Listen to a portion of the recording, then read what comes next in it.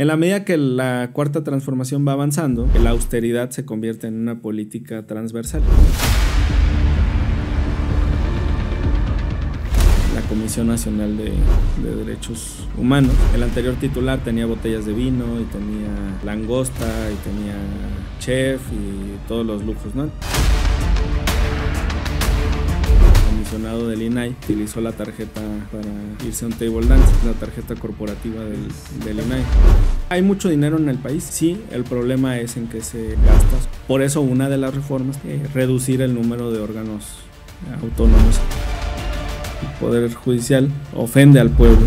El clasismo, el racismo que hay dentro del Poder Judicial, de las peores características que puede tener un ser humano, ser ingrato.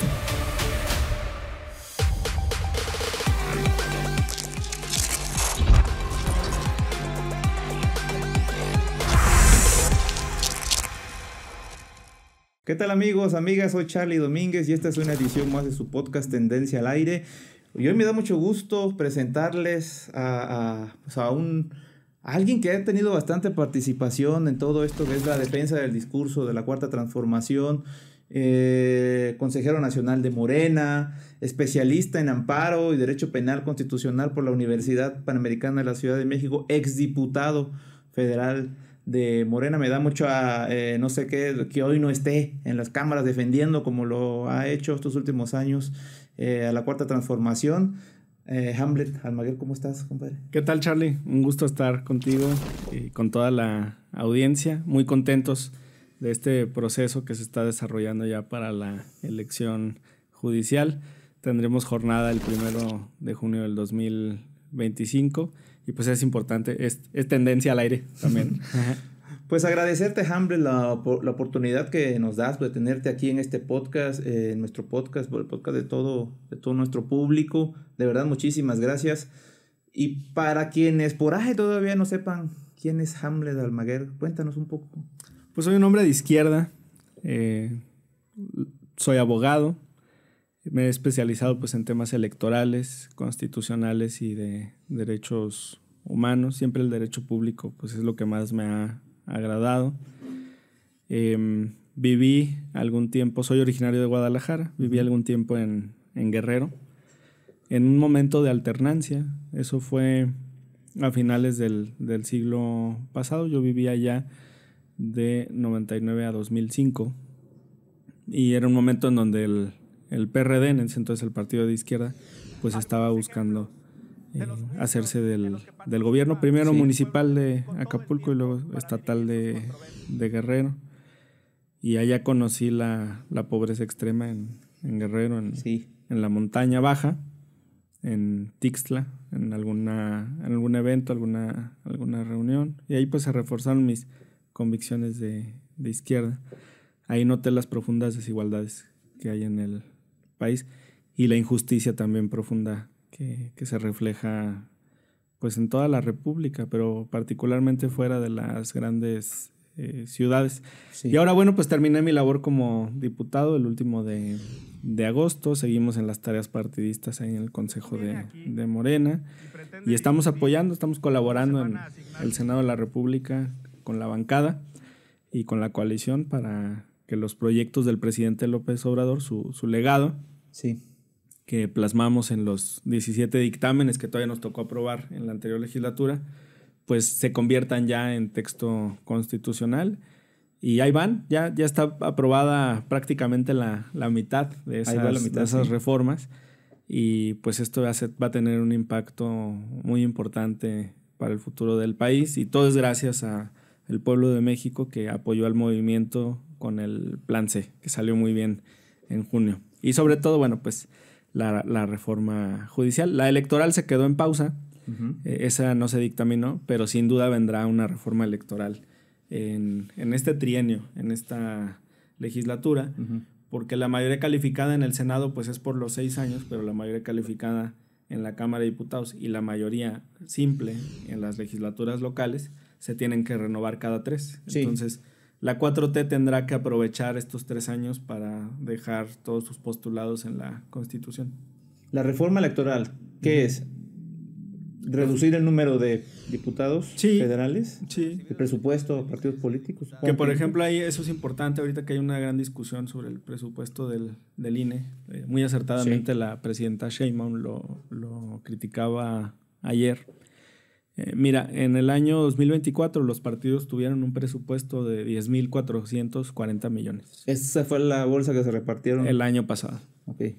Para este año, cuando no hay elecciones federales, solamente, estoy hablando del 2025. Sí. Para el año 2025, cuando no hay elecciones federales, solamente hay renovaciones a nivel local en Durango y en Veracruz. El presupuesto que reciben los partidos políticos nacionales es de más de 7,000 millones de pesos. Entonces no es, digamos, coincidente con la realidad social del país. Uh-huh. Por eso el presidente López Obrador había presentado dos propuestas. En una de ellas era eliminar por completo el financiamiento fuera de año electoral. Entonces ahorita nos ahorraríamos como país 7,000 millones para el 2025. O la segunda opción era reducir el presupuesto a la mitad. ¿Por qué la Cámara no puede votar una reducción al presupuesto de los partidos políticos si la Cámara es la que aprueba el presupuesto? Porque la fórmula matemática para asignarle estos 7,000 millones de pesos a los partidos nacionales está encumbrada en la Constitución. O sea, el régimen neoliberal puso ahí la fórmula. Entonces, no importa que tengas la mayoría simple en el Congreso, tú no puedes reducir el presupuesto de los partidos políticos. Entonces, ¿no? Se necesita una reforma constitucional, es uno de los ejes. O sea, la reducción del Congreso, obviamente, ahí hay una discusión sobre si pasaría de 500 a 300 o de 500 a 400 en la Cámara. Uh-huh. En el Senado, si pasa de 128 a 96 o a 64. Los congresos locales también tienen margen para reducirse. Hay una tarea pendiente también en los cabildos. Se le pone poca atención, uh-huh, pero es un gasto muy importante. Que ahí está sí, gasto. Hay cabildos, por ejemplo, en Nuevo León, en la zona metropolitana de Monterrey. El cabildo de Monterrey creo que tiene 30 integrantes, que tienen salarios como de diputado federal. Y es una ciudad de 300,000 habitantes. No, bueno, ya el Monterrey ya tiene más de 1 millón como municipio. ¿El municipio tiene 1 millón? Sí, como municipio sí. La zona metropolitana tiene 4. Ajá. Okay. En el caso de Guadalajara, por ejemplo, pues el cabildo de Guadalajara, de Zapopan, de Tlajomulco, tienen más de 20 integrantes. Y cada regidor, pues, tiene percepciones muy similares a las de un diputado federal. Entonces, tienes 500 diputados federales, 128 senadores, pero luego abajo tienes 1,100 diputados locales. Y en un cálculo pues muy, muy conservador, considerando a los 2,500 municipios que hay en el país, tendrías por lo menos entre 12,000 y 15,000 regidores. Que ahí es donde está el grueso del gasto. Entonces ahí también hay un gasto. Y ahí sí, la duda es, ¿qué prefiere la ciudadanía? ¿Pagar un regidor más o que se compren otras 3 patrullas, ¿no? Pagarle el salario anual a un regidor o comprar un camión de basura, ¿no?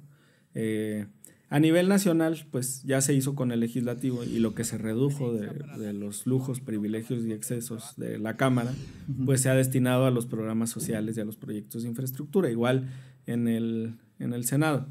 En el Ejecutivo ni se diga, pues cuando llega el presidente elimina todos esos lujos. Sí. Es la idea ahora también en el Judicial, tiene que ocurrir en todos los órganos autónomos. Ya se hizo en la Comisión Nacional de Derechos Humanos, uh-huh, parte de la comparecencia de Rosario Piedra Ibarra ahora en el proceso que está en el Senado, se centró en decir eso, o sea, en que el anterior titular tenía botellas de vino y tenía langosta y tenía chef y todos los lujos, ¿no? Entonces, sí, en la medida que la cuarta transformación va avanzando, la austeridad se convierte en una política transversal que toque a todas las instituciones. Hace falta también en el Poder Judicial, en el INE, el INAI, ¿no? Por ejemplo, uh-huh, hay casos ahí de un comisionado del INAI que utilizó la tarjeta American Express para irse a un table dance, ¿no? Es la tarjeta corporativa del, y ese es del caso, INAI. Un caso que sabemos. Ese es un caso que se hizo público. Entonces, hay mucho dinero en el país. Sí, el problema es en que se gasta, sobre todo en estos cotos. Por eso una de las reformas también es reducir el número de órganos autónomos en el país y redistribuir esas facultades. No se tocan los centrales, no se toca en este momento el INE, el Banco Central, la Comisión de Derechos Humanos, el INEGI, esos 4.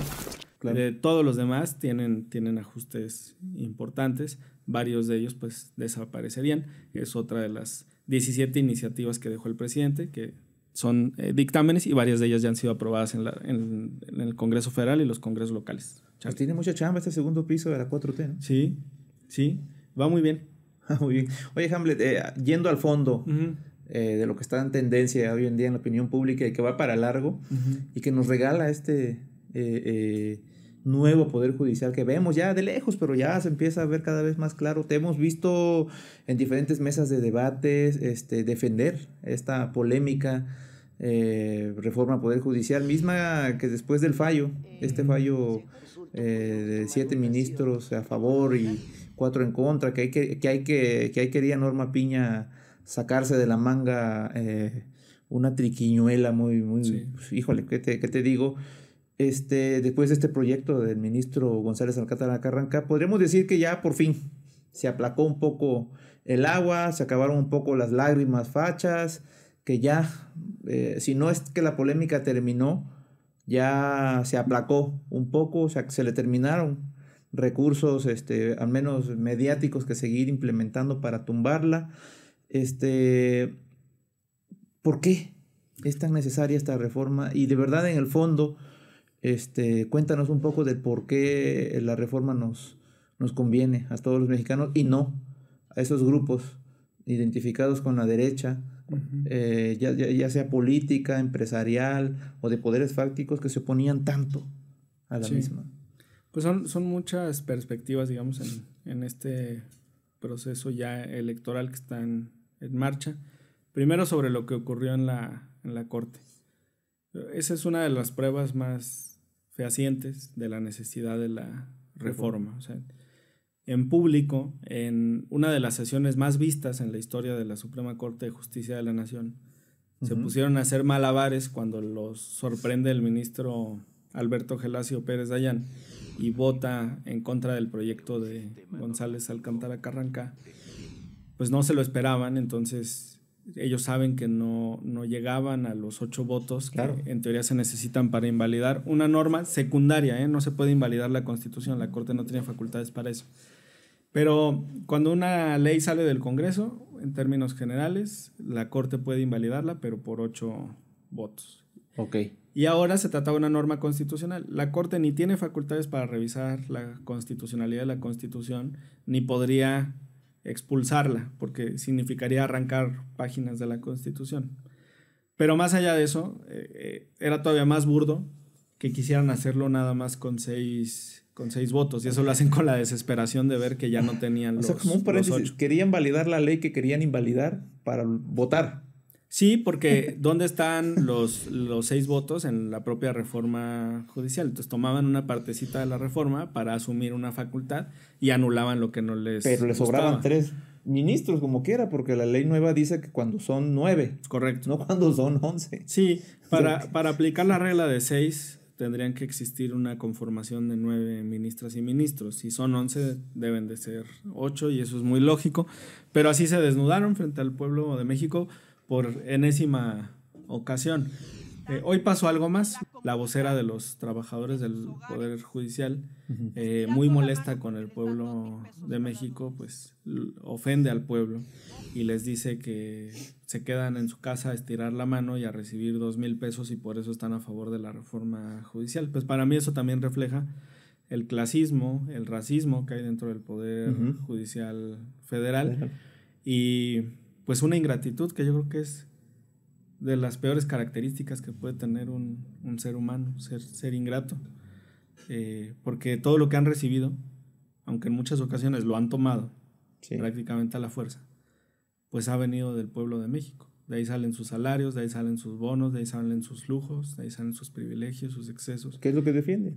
Y cuando se los quiere retirar al pueblo soberanamente, se enojan con el pueblo. En lugar de que se pongan del lado bueno, ¿no? O a ver, igual les conviene más. O de tener la vergüenza de decir, bueno, ya me beneficié durante todos estos años, me fue muy bien y gracias pueblo de México, no. Pero no tienen llenadera.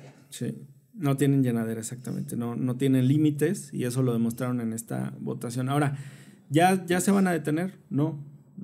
Se calmaron ahorita, digamos, pero algo estarán planeando. La oposición, y aquí incluyo a la cúpula del Poder Judicial, está en un sistema de guerra de guerrillas. Entonces, ya perdidas, digamos, las batallas maestras y principales en las urnas, y luego en el Instituto Nacional Electoral, y luego en el Tribunal para la mayoría calificada, ahora siguen, digamos, con esta estrategia, mala estrategia, porque no entienden lo que el pueblo de México quiere. Y entonces están dispuestos a todo. ¿Y ahora qué es lo que ha dicho la ministra Norma Piña? Pues que existe todavía la vía del amparo. Es decir, la Corte está esperando una nueva oportunidad para revisar la reforma judicial. Mira, esto es algo técnico, pero las acciones de inconstitucionalidad son un control abstracto, es decir, no hay un destinatario individualizado en el momento en que se analiza. Y el amparo es un medio de control concreto. Tiene que haber una persona que lo solicite, digamos, de manera individual. Entonces, este amparo, pues primero lo resuelve un juez de distrito y luego puede subir a un tribunal colegiado de circuito y luego lo puede traer la Corte en una facultad de revisión. En cambio, en las acciones de inconstitucionalidad son directamente ante la Suprema Corte. Digamos, se pasan toda esta fila. Dice entonces la ministra, hay muchos amparos que están en trámite. Los jueces que tienen un poco de dignidad ya empezaron a sobreseer los casos y a anular las suspensiones, porque hay una reforma también de inimpugnabilidad, o sea, no se puede impugnar el texto de la Constitución, que es algo muy lógico. O sea, en el país hay 5 mecanismos de control constitucional. Amparo, controversia, acción, juicios electorales y el veto del presidente, de la persona titular de la presidencia. 4 son jurisdiccionales y 1 es político. Y en estos 5 mecanismos fueron diseñados para contrastar una norma secundaria contra la Constitución y verificar que tengan el mismo ADN, digamos, que siga los mismos parámetros, que no vaya más allá de la Constitución. Pero ninguno de estos mecanismos fue creado para contrastar la Constitución consigo misma, para que choque, porque eso significaría, entre otras cosas, que hay normas que están dentro de la Constitución que valen más que otras, y pues no, es el mismo texto que tiene el mismo nivel. Siendo algo técnico, ellos ahora están esperando dar el curso largo, digamos, a través del amparo, la revisión, la facultad de atracción, y entonces ahí volverse a pronunciar sobre esta reforma. Y la otra vía que ya anunciaron y que está en marcha es la de los tribunales internacionales. En nuestra región, en América, para ir a la Corte Interamericana, tienes que haber agotado todos tus recursos a nivel nacional y luego tienes que pedir o plantear el caso ante la comisión, que funciona como una especie de fiscalía. Así como tú no vas directo con un juez penal, sino que tienes que ir con el fiscal, con el Ministerio Público, ocurre lo mismo con el sistema interamericano. Vas con la comisión y si la comisión considera que tu caso tiene elementos, presenta la acusación, digamos, ante la Corte Interamericana. Estos procesos normalmente duran entre 3 y 7 años, pero tienen muchas amistades los ministros de la Corte con los comisionados interamericanos y con los integrantes de la Corte. ¿Quién tendría que presentar esta controversia ante la Corte Interamericana? Lo puede hacer cualquier individuo. Uno de los casos que hemos tenido en la historia del país es el caso Castañeda, cuando no le permitieron ser candidato ciudadano a la presidencia. Entonces, el individual demandó a México. Castañeda Goodman contra México se llama el caso, ¿no? Entonces, sí lo pueden hacer de manera individual. Ya la petición a la Comisión Interamericana la firmaron más de 1,000 jueces, mintiendo, alegando ahí puras mentiras. Entonces va a haber unas audiencias ahora en noviembre en la Comisión Interamericana y se va a desarrollar todo ese proceso. Va a llegar el momento en que la Corte tenga conocimiento de este caso, porque por las relaciones que tienen, pues le van a intentar dar celeridad y probablemente la Corte Interamericana quiera ayudarles. Claro. Ahora, nosotros revisamos 13 precedentes de la Corte Interamericana de Derechos Humanos sobre reformas judiciales o sobre procesos de juicio político y de destitución de jueces, magistrados y ministros. ¿Ok? Y en todos ellos, cuando llega una condena, le han dicho a los estados, a los países, que tienen 3 opciones. O reinstalan a los jueces en su cargo, o les dan un cargo similar, o les pagan una contraprestación. Órale, interesante. Y en este caso, yo lamento decirles que sus casos a nivel internacional no tienen futuro.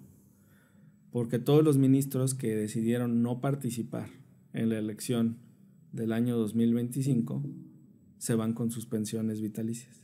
Cuando el caso llega a la Corte Interamericana, decir, pues, ¿cuál violación a tus derechos? Si tú aquí estás cubierto porque te van a pagar de por vida este salario. El pueblo de México está molesto con esa pensión dorada. A mí tampoco me agrada. No es. Pero procesalmente es bueno para el país. Y te voy a decir algo más. Nos sale más barato como país pagarle a esas 8 ministras y ministros una pensión de por vida a un solo caso de condonación de impuestos.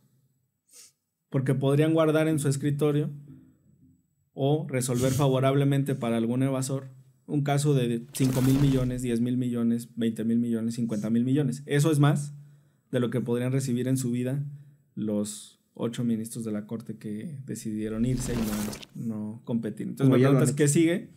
Van a intentar eso, amparo y el conflicto a nivel internacional.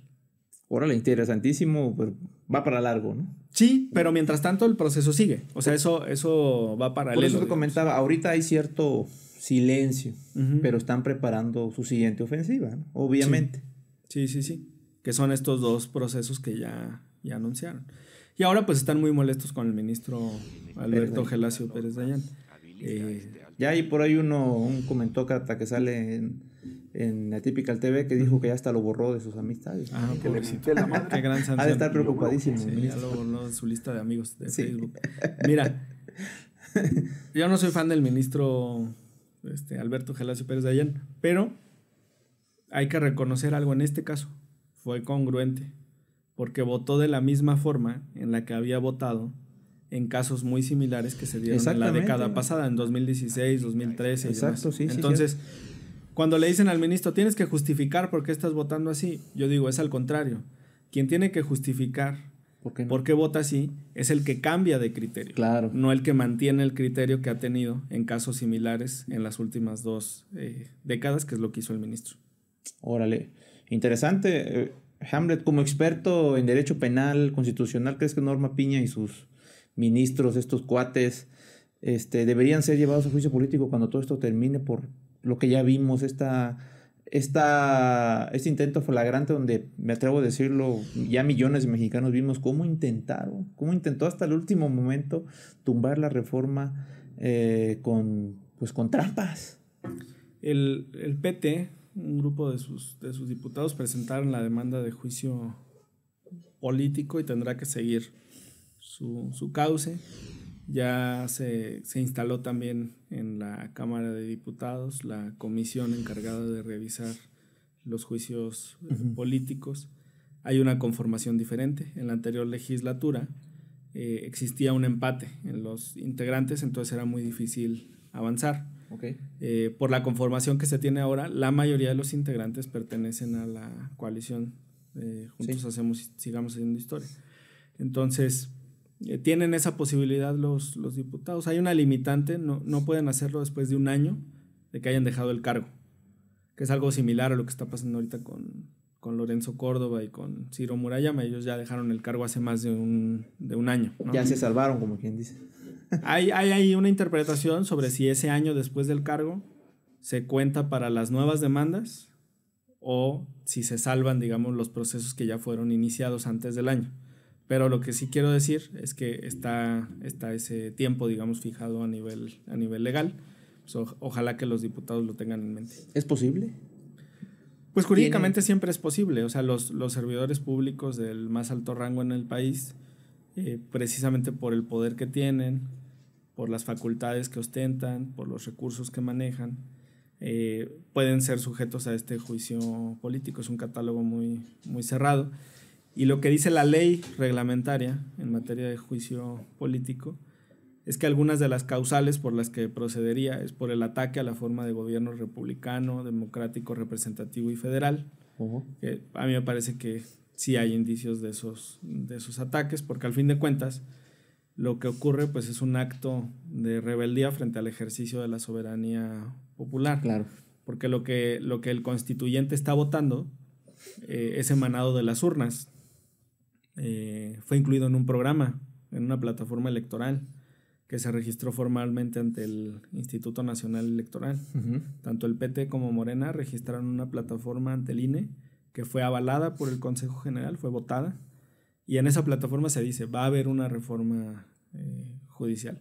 Hay otro documento, 100 pasos por la transformación, de la presidenta Sheinbaum, donde estaba su propuesta de campaña, ahí también viene la reforma judicial, y el pueblo conscientemente votó por el plan C.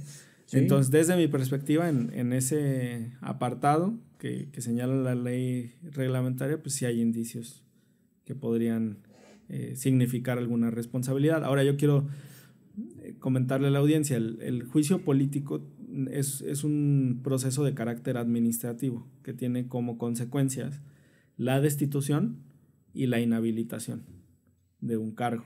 No es un proceso de carácter penal. Esa es la distinción, por ejemplo, con el desafuero, el juicio de procedencia. En el juicio de procedencia se considera que uno de los servidores públicos igual de alto nivel pudieron haber cometido un delito y se necesita que una fiscalía, ya sea local o la federal, le pida al Congreso que le retiren la inmunidad al servidor público. Ese, por ejemplo, es el caso de Alito Moreno.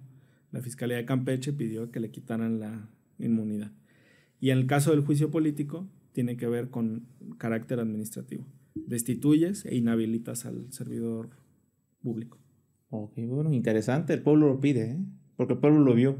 Sí. Ha sido testigo, y esta última audiencia de la Corte importante donde se discutía este proyecto del ministro Alcántara Carranca, pues todos lo vimos. Todos lo vimos en vivo. Sí, en tiempo real. En tiempo real. En la audiencia, si no me equivoco, pues sí, de las más vistas en la historia del Poder Judicial. Sí, he escuchado que había hasta 100,000 conexiones ahí. Yo estaba viendo, mientras cargaba a mi hijo recién nacido, viendo la audiencia, no me la podía perder, y me di cuenta de eso. Digo, qué bárbaro, ya no hubo pudor, en el último intento de que no se les hundiera su barco.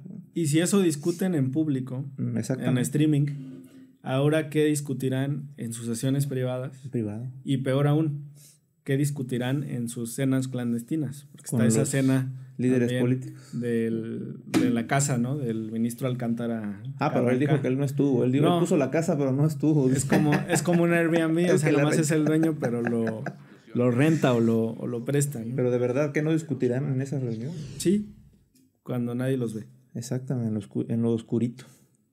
Híjole, y en el mismo tema, pero cambiando la pregunta, ¿por qué era necesario democratizar? ¿Por qué es necesario que llegue la democracia al Poder Judicial, Jaime? El ejercicio del poder es uno y se divide en tres para su ejercicio: ejecutivo, legislativo y judicial. Todo ejercicio de poder debe tener un fundamento democrático, y todo ejercicio de poder debe de ser transparente y debe de ser cercano al pueblo de México. Y lamentablemente el Poder Judicial Federal pues era el poder más oscuro, era el poder más alejado. Tan es así que se generó una red de nepotismo y de complicidades. Todavía en el documento que presenta como alternativa a la reforma la ministra Piña, presidenta de la Corte, confiesa que cerca del 50% de los servidores públicos del Poder Judicial Federal son familiares. Y eso, los que están en activo, porque de manera muy mañosita quitaron a los que están jubilados. Entonces, si revisaras cuántos de esos secretarios, jueces o magistrados tienen relaciones familiares con los que no están en activo, pero que pasaron por el Poder Judicial, pues te vas a encontrar que son una casta, ¿no? Un club, una cúpula que tenía ese control. Entonces el poder debe ser transparente, debe ser cercano al pueblo, claro, y debe tener esa legitimidad democrática. Y ahora, por el proyecto de la Cuarta Transformación, debe de ser también austero. Y eso es algo que el Poder Judicial Federal tampoco ha hecho. Les hicimos un ajuste presupuestal de 6,000 millones de pesos del 2023 al 2024. Una reducción importante. Esa, por cierto, es una de las más grandes satisfacciones que tengo de haber sido legislador y revisar con lupa las partidas. A ver, ¿qué fue parte de lo que encontraste en esta propuesta de presupuesto donde, híjole, cómo piden cuando en realidad es para gasto superfluo, digamos, ¿no? Para mantener ciertos privilegios y aunado a eso sueldos que son inconstitucionales, ¿no? Sí. Pues hay cosas, mira, muy, muy absurdas, como por ejemplo 4 millones de pesos para jardines en la Corte, y la Suprema Corte de Justicia de la Nación no tiene jardines. No, pues es un edificio ahí en el centro de la Ciudad de México. Para el que no lo conoce, está al lado del Zócalo, si lo ves de frente derecho, ¿no? Pino Suárez 2. Palacio Nacional, que también está ahí, sí tienen un jardín precioso ahí bellísimo, en el centro. Pero no hay jardines en la Suprema Corte de Justicia de la Nación. 2 millones de pesos en utensilios de cocina, como si cada año tiraran sus cucharas, platos, tenedores, cuchillos. O se los llevaran a sus casas los Pues no sé, porque imagínate cada año estar comprando. Y revisé el del 2022 para ver qué había pasado. O sea, esto lo discutimos en 2023 para aplicarse en 2024, porque vas aprobando el presupuesto un año antes. Claro. Entonces revisamos el ejercicio del 2022 para aprobarse al presupuesto del 2023. Okay.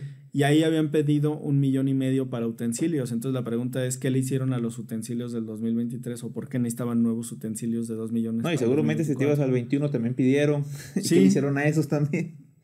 Ya digamos que el presupuesto se iba así por inercia y le ponían las mismas partidas a todo, porque a lo mejor un día pidieron utensilios y ya quién sabe cuántos años o décadas de utensilios ya les pagó el pueblo de México, ¿no? Sí.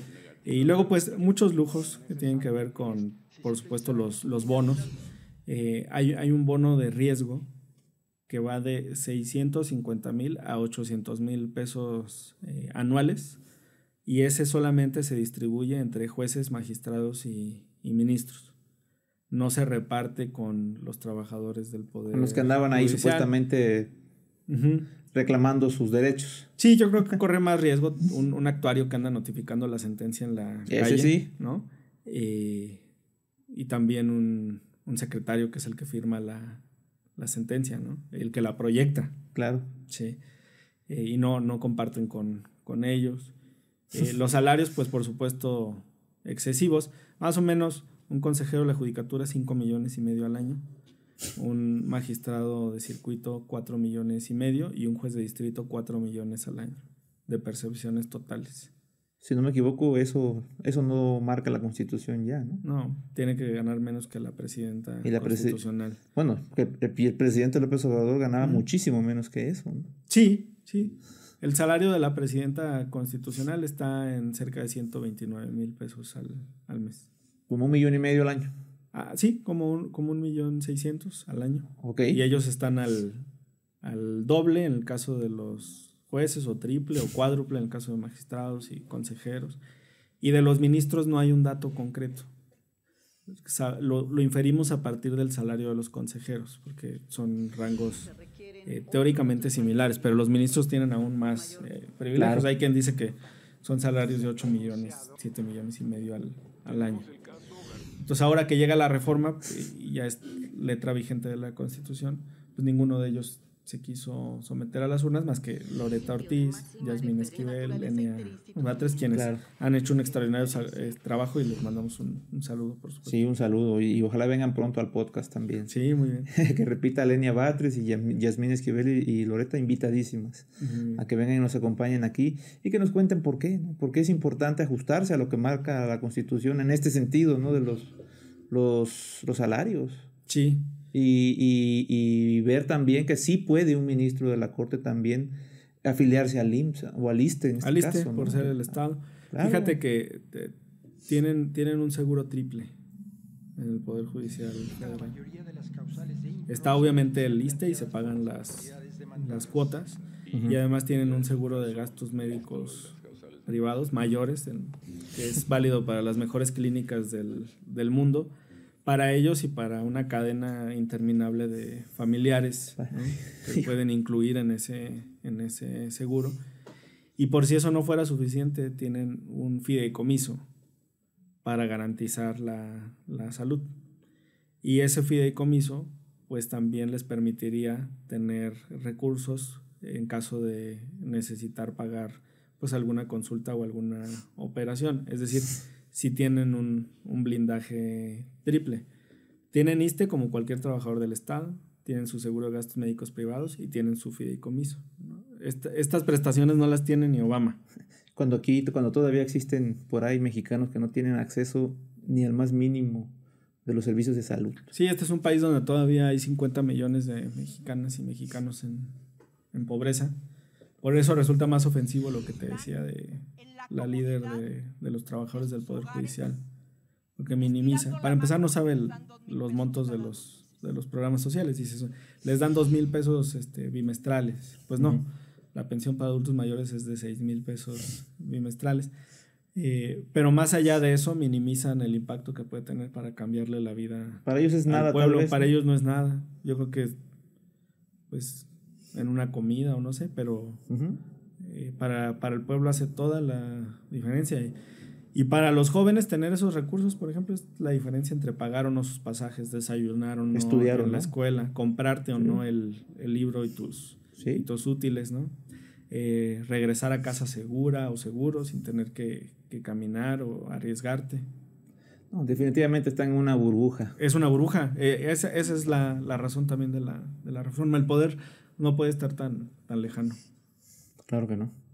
Hambre dice la oposición, y es parte piramidal de su discurso, que con esta reforma, con la reforma judicial, Morena va a tener el control total de la elección de jueces, magistrados y ministros en el Poder Judicial. Es verdad que Morena tiene y puede, tendría la facultad y podría tener el alcance de poner y controlar a quienes lleguen a esos cargos. Si Morena hubiera querido tomar el control y la presidenta constitucional, la doctora Sheinbaum, hubiera querido tomar el control, sería muy sencillo, no había que moverle nada, no había que reformar nada. Ella tiene la facultad de nominar ternas al Senado de integrantes de la Suprema Corte, y el Senado tiene que avalarlas por 2/3. ¿Y los tiene? Y esas dos cosas se tienen, entonces podría haber sido un cedillazo, ¿no? Cedillas. Como en los 90s, sacar a todos los ministros de la Corte y designar a 11 o 9 nuevos, ¿no? Los que quisiera, y poner a todos de su confianza, pero ese no es el ánimo de la reforma. He visto que incluso hay panistas que ya han anunciado que se van a inscribir y van a participar, ¿no? A ver quién vota por ellos. Pues Gil Swart cree que todavía la gente lo quiere, se va a inscribir. Habrá por ahí, ¿no? Bien, pero no la mayoría, ¿no? Sí, sí. Y está abierto, ya fuera de broma, invitar a que participen, a que se inscriban. Exacto. Todo el pueblo de México en particular es requisito de ser licenciado en Derecho, entonces todos los abogados, las abogadas, que se inscriban en este proceso. Las convocatorias están abiertas del 4 al 24 de noviembre. Ese día cierran. Órale. ¿Cómo evitar que grupos de intereses empresariales o fácticos del crimen organizado puedan ir poniendo a sus piezas dentro del Poder Judicial con esta elección? Pues mira, yo tengo confianza en el comité, ¿no? El comité evaluador pues tiene a personas de prestigio en el ámbito jurídico, tanto el del legislativo como el del ejecutivo. En el del judicial pusieron a puros jueces y magistrados y algún representante de las barras. Ellos mismos, los del judicial, han declarado que van a cuidar a los perfiles. Yo les creo en esa buena fe. Y en el caso del legislativo y el ejecutivo, pues también va a haber un análisis minucioso de los perfiles. Aquí reiterar la invitación, o sea, para que lleguen jueces honestos tiene que haber aspirantes honestos, entonces se tienen que inscribir.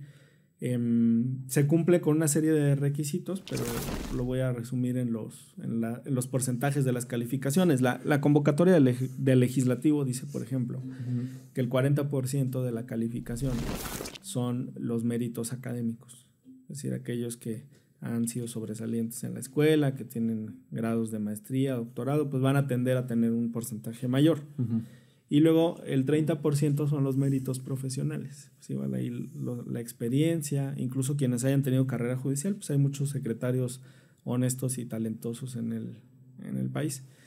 Y la tercera regla, el tercer pilar, es la honestidad, que vale otros 30 puntos.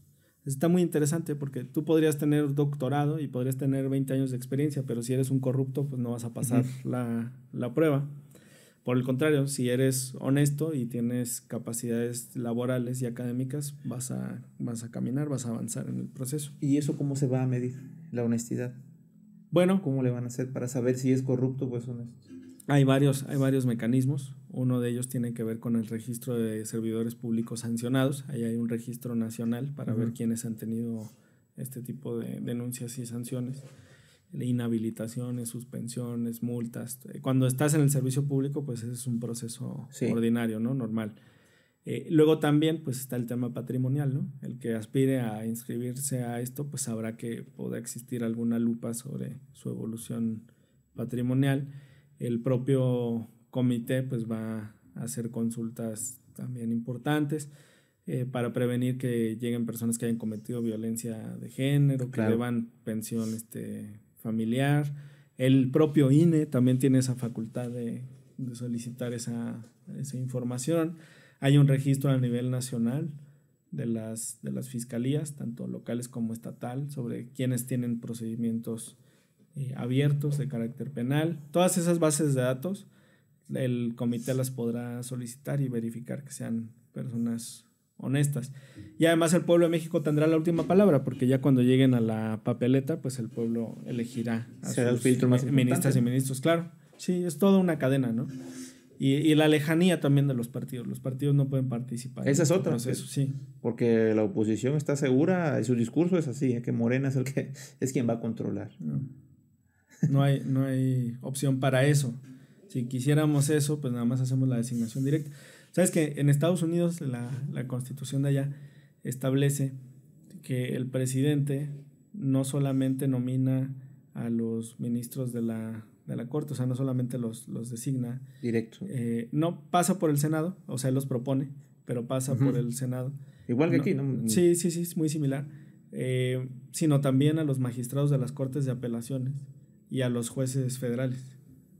Entonces, si no les gusta el sistema, a lo mejor les gusta más que copiemos la Constitución de Estados Unidos. Y entonces digamos que la presidenta Sheinbaum designe a los ministros, magistrados y jueces, ¿no?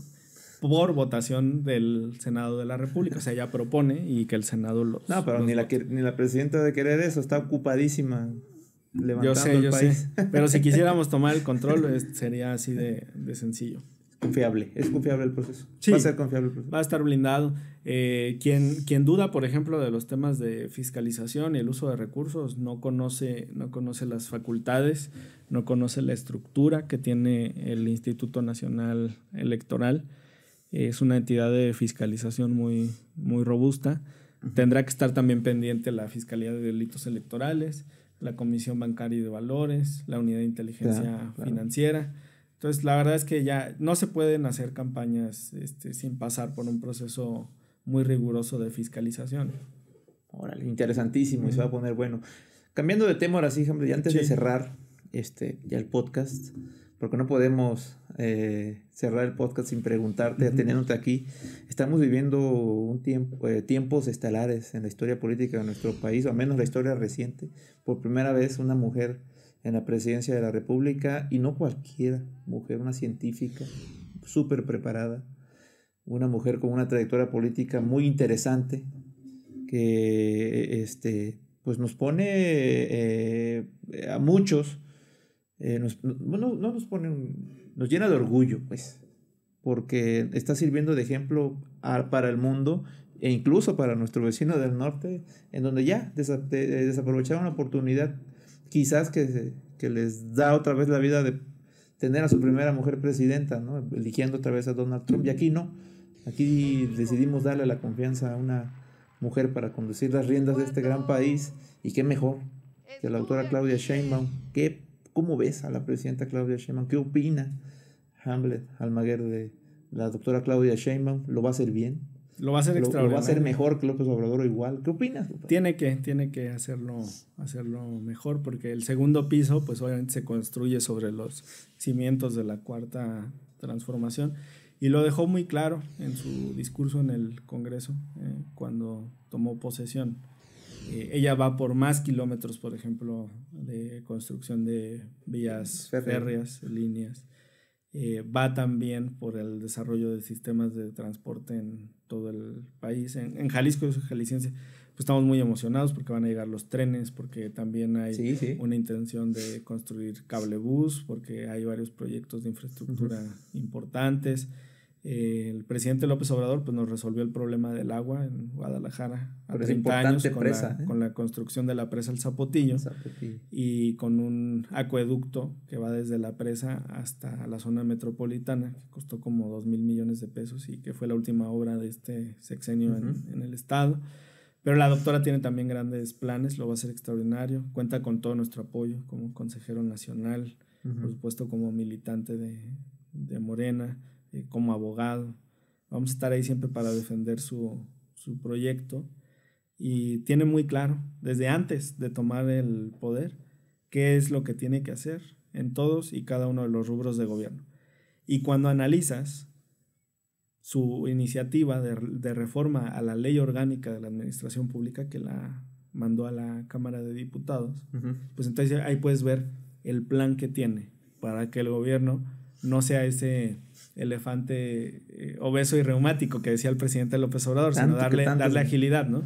A mí me sorprende gratamente cómo busca impulsar el uso de las tecnologías. Es que ya llegó el momento. Pues va a crear una agencia de transformación digital para facilitar todos los trámites, va a invertir muchísimo en ciencia y tecnología, va a desarrollar transporte en todo el país, va a ser un gran sexenio de infraestructura, y pues ya vendrán futuros pisos de la cuarta transformación, pero ella va a colocar un gran segundo piso y la vamos a acompañar en este proyecto. ¿Qué futuro le ves a la relación de Estados Unidos con México? Muy buena. Por un lado encabezada por nuestro vecino norte con Donald Trump y Sheinbaum, por ahí la oposición dice que se la va a comer de un bocado Donald Trump. ¿Cómo ves tú eso? Pues ellos, como son muy entreguistas, desde sus ancestros, desde sus antepasados, siempre buscaron pues ser simples gerentes y rendirse al extranjero. Entonces la doctora tiene una visión soberana y una visión inteligente. Mira, Estados Unidos no se puede, digamos, distanciar al mismo tiempo de China y de México, porque no tendrían la capacidad para su mercado, desarrollar, ¿no?, todo de manera interna. Además, ahí hay otro tema relevante. Pues México es la 12ª economía del mundo. Entonces es más grande nuestra economía que la de España, o que la de Corea del Sur. Australia. Y es importante entonces también integrar las economías de Canadá, Estados Unidos y México en una cadena. La pandemia enseñó que no hay que tener la producción del otro lado del mundo, porque si se interrumpe la cadena de suministro, pues te quedas fuera, ¿no? Entonces, ¿qué es lo que pasa ahora con la globalización? Pues ya estamos en una segunda etapa, digamos, de regionalización. Ya todo se va a desarrollar en economías regionales, y es una gran oportunidad para Canadá, Estados Unidos y México. Entonces, nos va a ir bien, vamos a estar bien. Órale. Ya para cerrar, Hamlet, ¿qué sigue para ti en estos próximos años? ¿Dónde te vamos a estar viendo? ¿Qué vas a estar haciendo? Pues apoyar el movimiento de transformación. Pues ¿Le vas a entrar al proceso el próximo año? ¿En dónde? No te da para ser ministro tal vez, pero salvo, ¿no? Tengo impedimento para ser ministro de la Corte. También el impedimento aplica para el Tribunal de Disciplina y para juez y magistrado. O sea, no podría ir al Poder Judicial en ninguno de los cargos, ¿no? Ya pasará el tiempo, ya llegará el tiempo en que el impedimento no esté, y hay muchas cosas que llegar a hacer a la Suprema Corte de Justicia de la Nación en el momento indicado. Allá vamos a ir. Órale. Pues te agradezco muchísimo esta entrevista. Gracias, querido Hamlet. De verdad, espero que esta no sea la primera ni la última vez que te vengas a dar la vuelta, porque como lo acabas de referir hace un momento, por ahí está la oposición preparando su próximo golpe y hay que combatirlos también, ¿no? Hay que defender a la 4T. Hay que defender la razón. Uh-huh. Yo le decía ese día que estaba la manifestación afuera de la Corte a los manifestantes, Es que aquí va a triunfar la razón, no el que sea más fuerte ni el que grite más fuerte, es la razón. Y mira que el ministro Pérez Dayán nos dio una lección de lo que es ser congruente y actuar con razón. Tuvo un poco de cordura, qué bueno. Qué bueno. Pues muchísimas gracias, Hamlet. ¿Algo Gracias con lo que quieras cerrar? No, pues un saludo a toda la audiencia, especialmente a Jalisco. Órale. Pues esta fue una edición más de Tendencia al Aire. No olviden dejar su like, comentarnos en YouTube, activar la campanita. Soy Charlie Domínguez y nos vemos en el próximo episodio.